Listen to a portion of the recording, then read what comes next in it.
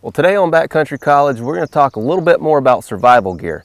We're going to talk about something I don't generally carry with me unless I'm in a situation where I'm way back in the backcountry or somewhere where I might get stranded for a couple days or more, and that's a snare.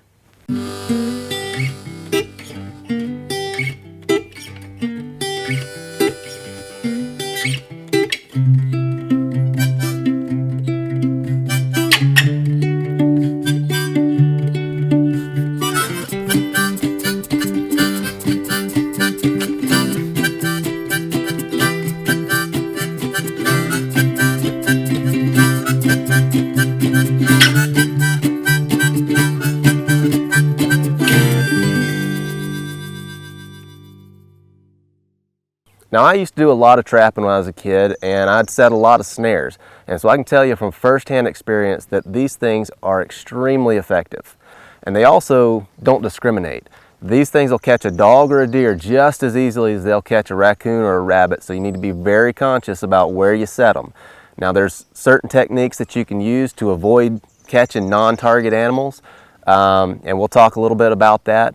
But if you go to setting snares, be very careful about it because, like I said, they will catch anything and everything. And believe it or not, this is 1/16 inch cable. Believe it or not, this thing will hold a whitetail or a mule deer or a small bear.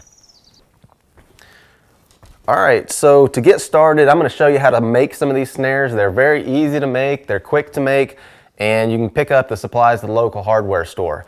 All you need is, for a survival type of snare, all you need is 1/16 inch cable, 7x7 cable, some small flat washers, and some little cable crimps. Now, generally, when you see folks running snares for general purposes, general trapping purposes, they're going to be using 1/8 inch cable. The reason for that is because a 1/8 inch cable holds a little bit better loop at a larger loop. You try to make a big loop out of this 1/16 inch cable, and it's going to start sagging a little bit. You don't want that. You want a nice round loop when you set your snare. The reason I like 1/16 inch cable is because it does allow you to run a little bit smaller loop. And when, in a survival situation, oftentimes it's those small critters that you're going to be after, rabbits and things like that.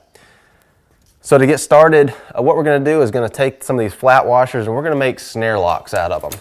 So what I want to do is drill 2 holes in these things opposite one another, and then we're going to bend this washer over into a 90 degree. And I'll show you how to do that.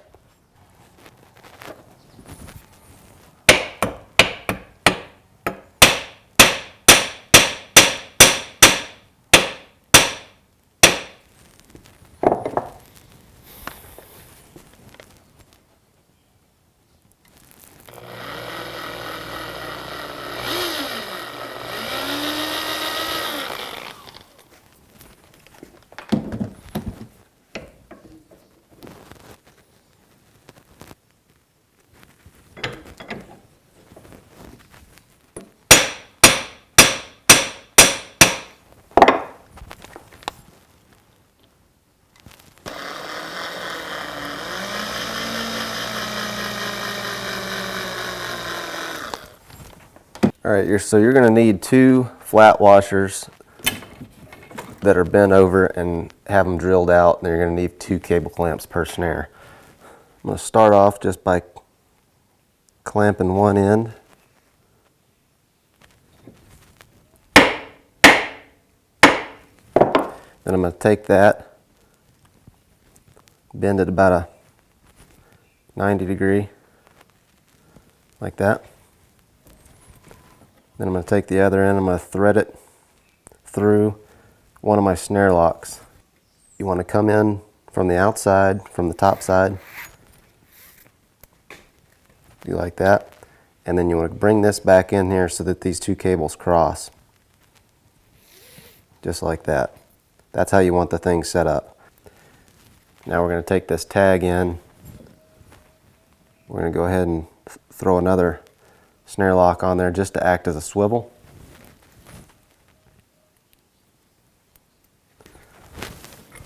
Clamp that side off. And that thing is done. So the way this thing works is we'll set up a wire to hold it on a trail or however we're setting it. something comes through there, puts pressure on it, which releases the snare lock there and causes it to cinch down. And as this gets tighter, this little snare lock will flip around like that, and it puts this cable in a bind and it won't come loose. You see how that's locked down there like that. So it's worth spending a little bit of time looking around and finding the very best spot to set your snare. And right here I've got a nice little run that's coming through here, and we're going to go ahead and set our snare right here in this run, so we're going to catch whatever comes down here. Now, to set your snare, you're going to have to figure out what you're targeting. So if you're after rabbits, jackrabbits or something like that, you're going to want to set a little bit smaller loop, so maybe 4-inch loop or so, something like that. And you're going to need to place it, depending on the animal again, higher or lower off the ground. So I'm going to set this snare for coons, so I'm going to have about a 6-inch loop, and I'm going to place it so the bottom is about 3 inches off the ground. Now I've got a wire here, and I've bent the bottom end down here so that when I stick that in the ground, it's not going to turn. And I've got the top here bent in kind of an N shape or a Z shape, and that's going to be what holds my snare. So I'm going to place that right in there like that. Now that's a little bit too big. Let's tighten that up a little bit. Now that is going to be what holds my snare. So I'm going to go ahead and stick that in the ground, bend my wire wherever I need to. Now the other end of my snare, I'm going to go ahead and just attach to something nearby, a tree or a big rock or something like that, and paracord will work just fine for that. But when an animal comes through here, he's going to hit that, and that's going to close down on him. It's going to lock down, and you're going to have him there when you come back.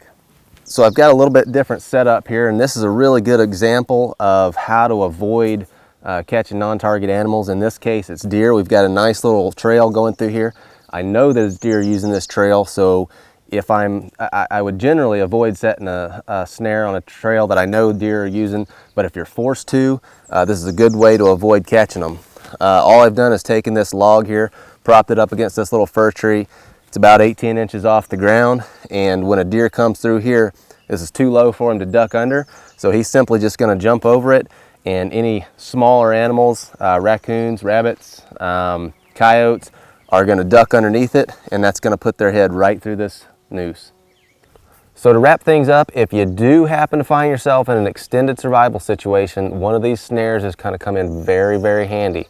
They coil up very small, they don't take up much room or much weight, and so it just might be worth throwing one in your kit.